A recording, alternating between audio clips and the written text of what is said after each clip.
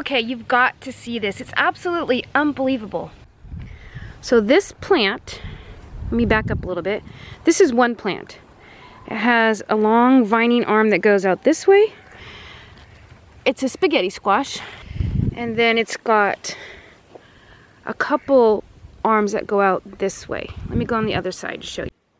So this is from the other side. It's very large. One plant, very large. Let me try to see. This is part of it over here.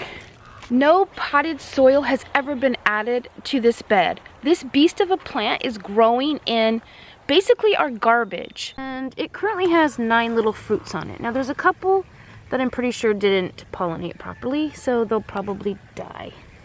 There's another one, so that's 10 so far. Because there's a bunch on this side as well. That one I don't think is gonna make it. I think it's goner. There's a little perlite that's been mixed through here on accident because one of our chickens knocked over my tub with blueberry cuttings in it. I never mixed any of that in here. The chickens have mixed it all through the bed, but it was just a little tub of perlite. Everything else in there is basically garbage. Or natural treasure, as I like to call it. Garbage in most people's eyes, that is. Not mine. Now it's a massive plant, but that's not the really cool thing.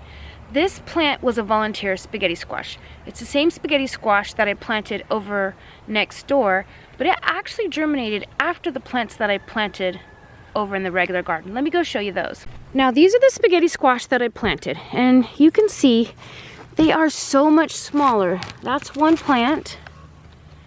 You can see that's it. This one's a little larger. It goes from here all the way into there. It's larger. They are not fruiting yet. They do have, their flowers are coming, but they have not started fruiting yet.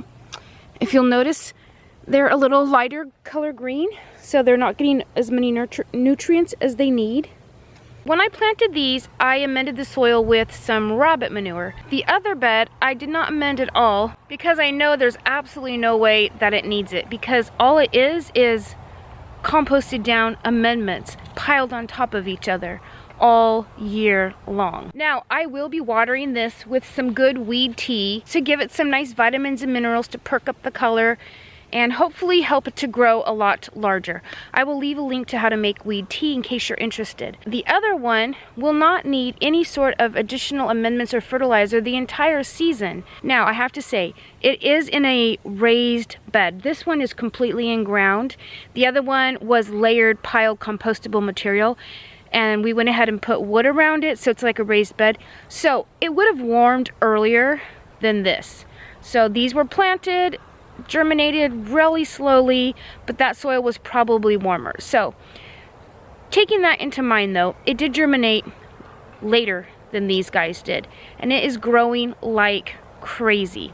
It's 100% proof that the most important thing you can do for your vegetables in your garden is pay attention to what you plant them in, to the soil, to the compost. So in my opinion, the most important thing you would harvest are the things that provide the nutrients for your future plants. Let me show you. In these rows, I purposely let the weeds get a little larger, not around the plants. You'll see around the plants is kept pretty bare. Last night I came through and weeded these, and then I rake this up. I harvest my weeds to help grow my plants. My peas are about done. I'll be adding another planting of them. So this all gets taken out and added to future garden beds. I harvest my old vegetable plants to help grow my future plants. The food waste gets dumped in as well. All of our kitchen scraps are harvested to help grow future plants. Last fall's leaves were all bagged up and harvested to grow future plants. The grass is harvested. You see all the piles? I spend at least a half hour out in this field every day trying to rake up the grass. I'm harvesting it to help feed future plants. What this plant germinated in is simply nature. Anything and everything that we could find and throw in here, we threw in here. I mean, there's still rotting vegetative matter in here.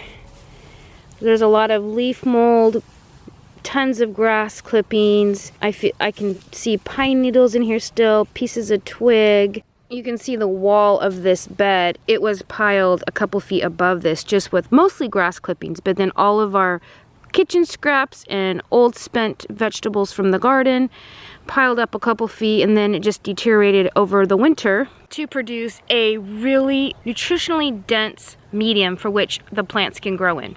Now, I purposely haven't planted this bed because our chickens keep getting out and destroying everything. They wiped out every single asparagus plant we had except for, I believe, 4, which now this giant spaghetti squash is overtaking. This bed was completely filled with strawberries, and they scratched out all but we've got 2 or 3 remaining at the end there, which recently have been scratched and are looking pretty shabby.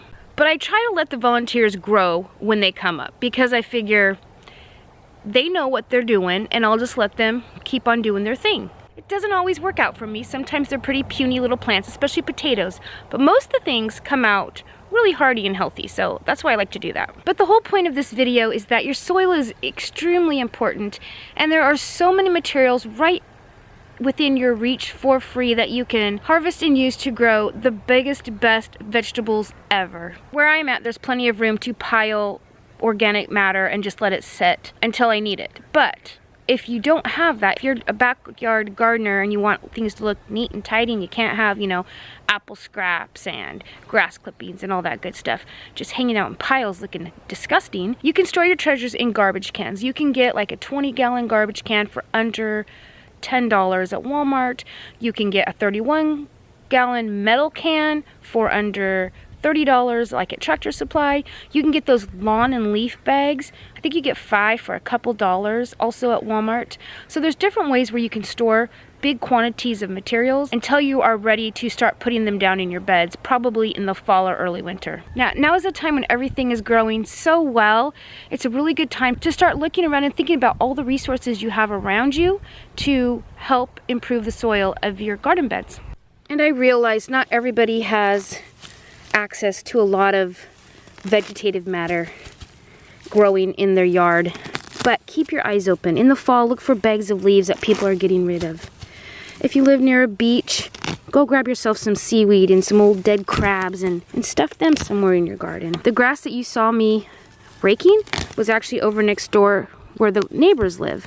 Well, they're not going to use that grass, and so they actually, right around their house, save all the grass for me, and then I have access to it whenever I need it. Tell your friends and family you actually want their kitchen scraps and you want their lawn clippings, as long as they're not using pesticides. You don't want any of that in your garden. Now, it does take a little bit of time to gather these materials, but if you want to be self-sufficient and save money, it's the way to go. I spend about 30 minutes a day just working on scavenging materials to throw in my beds. But even if you only had 5 minutes to gather grass clippings or tree clippings or branches or whatever you have, it will all contribute in the long run to making big, beautiful, productive garden beds. That's all I've got for today. So until next time, see ya.